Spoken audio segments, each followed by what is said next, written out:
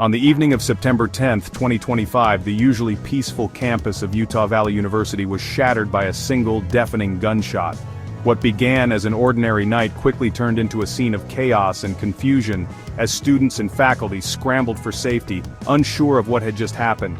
The echo of that shot would reverberate far beyond the university grounds, marking a moment that would be etched into the nation's memory. At the center of it all was Charlie Kirk, the 31-year-old conservative activist and founder of Turning Point USA. He was on stage, addressing a packed auditorium of thousands as part of his high-profile American comeback tour. The energy in the room was electric, with supporters cheering and hanging on his every word as he spoke passionately about the future of the country and the importance of free speech on college campuses. But in a single, heart-stopping instant, everything changed. A shot rang out, and Kirk collapsed on stage. Panic swept through the crowd as people screamed, ducked for cover, and rushed for the exits. The act of violence was not just an attack on one man, but a moment that sent shockwaves through the entire nation, leaving millions in disbelief and fear. Within minutes, news alerts blared across every major network. Headlines flashed. A prominent political figure had been killed in public, in front of his supporters and the world. The story dominated the airwaves, with anchors struggling to make sense of the tragedy and reporters scrambling for details. The nation watched in real time as the aftermath unfolded, stunned by the brazenness of the attack. For many, the assassination was more than just a personal loss. It was seen as a direct attack on political expression and the right to speak freely. The event forced a national reckoning over the state of American discourse, igniting heated debates about polarization, security, and the boundaries of political activism. Across the country, people questioned how such violence could erupt in a place meant for learning and debate. In the days that followed, vigils sprang up not just at Utah Valley University, but on campuses and city squares across the country. Supporters gathered with candles, flowers, and photos, mourning the loss of a leader and demanding answers. Leaders from all sides of the political spectrum condemned the violence, calling for unity and a return to civility in public life. The tragedy left a deep and lasting void in the conservative movement, and set a chilling precedent for American politics. The empty stage, the abandoned signs, and the silence that followed served as stark reminders of what had been lost, and of the dangers that now loomed over public discourse. As investigators combed the scene for clues, one question echoed across the nation: who pulled the trigger, and what did it mean for the future of America?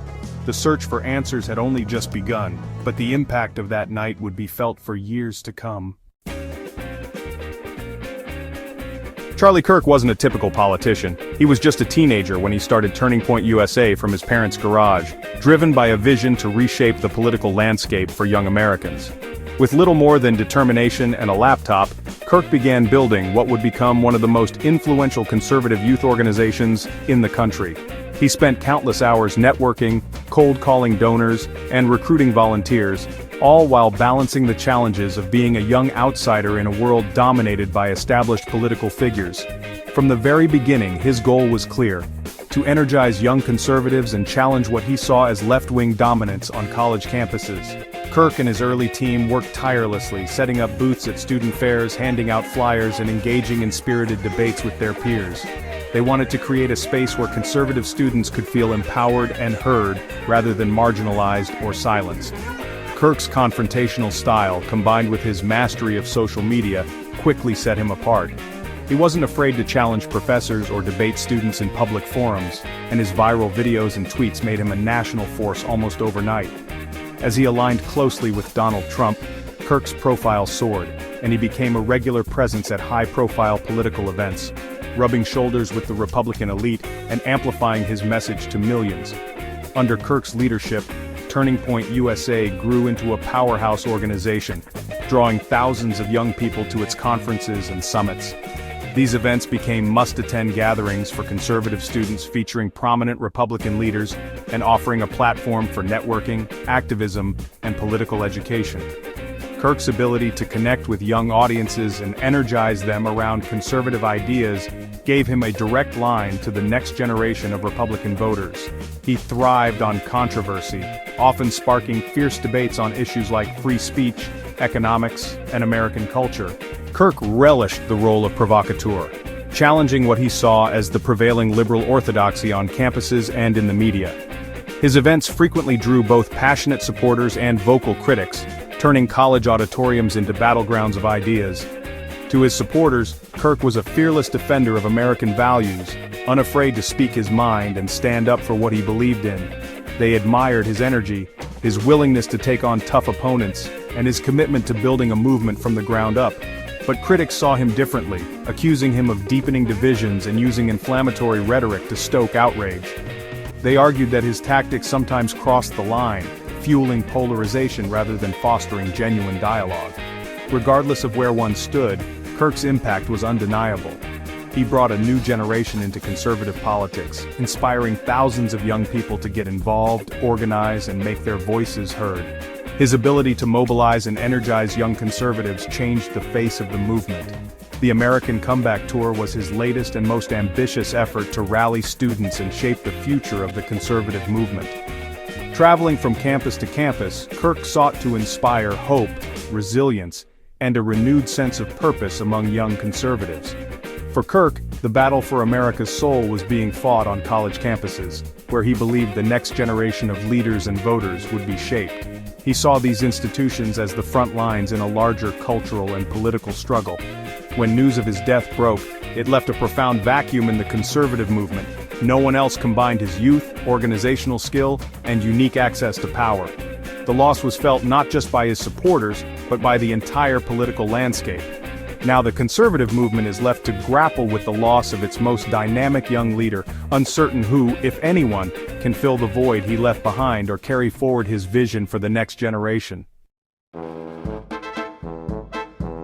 The Norda Center at UVU was alive with anticipation. Its grand auditorium filled to capacity with more than 3,000 attendees. People from all walks of life had gathered, drawn by the promise of a night that would be both electrifying and unforgettable. The air buzzed with excitement, as friends greeted each other and strangers exchanged hopeful glances, united by a shared sense of purpose. The crowd was eager for Kirk's signature brand of debate, his sharp wit, his bold ideas, and the energy he brought to every stage. For many, this was more than just a political event.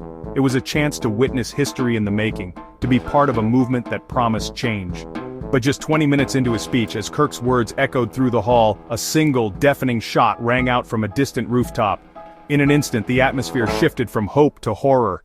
Confusion swept the auditorium. Gasps and screams filled the air as Kirk collapsed on stage, his supporters frozen in disbelief. The realization of what had happened dawned slowly, then, all at once. Panic erupted. People scrambled desperately for the exits, some ducking for cover, others calling out for loved ones. Security rushed in, trying to restore order, but it was too late to prevent the tragedy that had just unfolded. The assassin had vanished into the night, leaving behind a scene of chaos, fear, and shattered dreams. The auditorium, once filled with hope, was now marked by confusion and sorrow.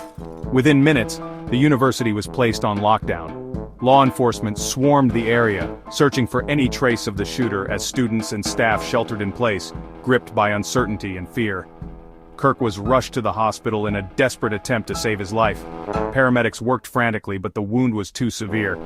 Despite their efforts, the news soon broke. Kirk had succumbed to his injuries. News of his death spread like wildfire, unleashing a wave of grief and outrage that swept across the nation. People everywhere struggled to process the loss, gathering in vigils and sharing their shock on social media. The American Comeback Tour, once a symbol of hope and renewal, ended in tragedy. What began as a political rally was now a national trauma, leaving a deep scar on the collective consciousness. The UVU event was transformed into a sprawling crime scene. Police cordoned off the area, forensic teams combed for evidence, and the nation was forced to confront the deadly consequences of political animosity and division. As investigators began their search for answers, one thing was clear: the impact of this tragedy would be felt for years to come, and the quest for justice had only just begun.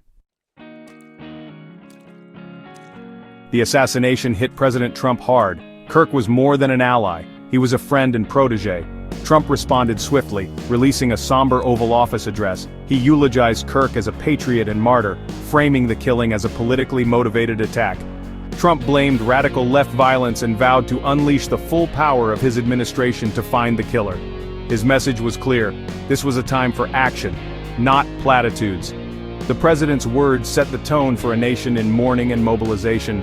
Vice President J.D. Vance accompanied Kirk's body home, symbolizing the administration's support. Trump promised justice, and that Kirk's death would not be in vain. Away from the cameras, President Trump reached out to Erika Kirk, Charlie's widow. Their conversation was deeply personal. Trump offered condolences not as a politician, but as a grieving friend. He promised Erika that the government would do everything possible to find her husband's killer. Trump emphasized Charlie's bravery and the importance of his legacy. For Erika, the call was a lifeline, a promise that her family's loss would not be forgotten. The moment underscored the personal cost of political violence and the deep ties between the Kirks and the Trump administration. The FBI, led by Director Kash Patel, launched a massive manhunt for Kirk's assassin. Surveillance footage showed a college-aged man in black fleeing the scene, sparking over 7,000 public tips. Investigators recovered a high-powered Mauser rifle pointing to a skilled, methodical shooter. The theory of a lone, experienced marksman took hold, but the motive remained elusive. As days passed without an arrest, frustration and anxiety grew. Misinformation and false accusations spread online, complicating the search. The FBI assured the public they were making progress, but the nation's patience wore thin. The hunt for justice became a test of faith in America's institutions. Kirk's assassination deepened America's political divide. Hopes for unity vanished as partisan bickering erupted. Even a moment of silence in Congress devolved into chaos. Security for public figures tightened nationwide. Events were canceled amid fears of more violence. The tragedy was the latest in a string of political attacks, fueling a sense of national vulnerability. Conservative media mourned Kirk, while threats and lockdowns spread to schools and colleges across the country. The ripple effects of the killing reached far beyond politics, instilling fear and instability. America was left to reckon with a new era where political violence felt dangerously close to the norm. Charlie Kirk's death became a symbol of America's fractured state. Supporters saw him as a martyr. Critics, while opposed to his politics, condemned the violence. Some called for a de-escalation of rhetoric and a return to civil discourse. Kirk's pastor and others urged Americans to remember the humanity behind political labels. Yet the assassination often deepened existing divides, making unity elusive. Still, widespread condemnation of the violence hinted at a shared desire for peace. Healing will require rejecting violence and rebuilding the guardrails of civil debate. The nation faces a difficult path, but one it must walk to prevent further tragedy.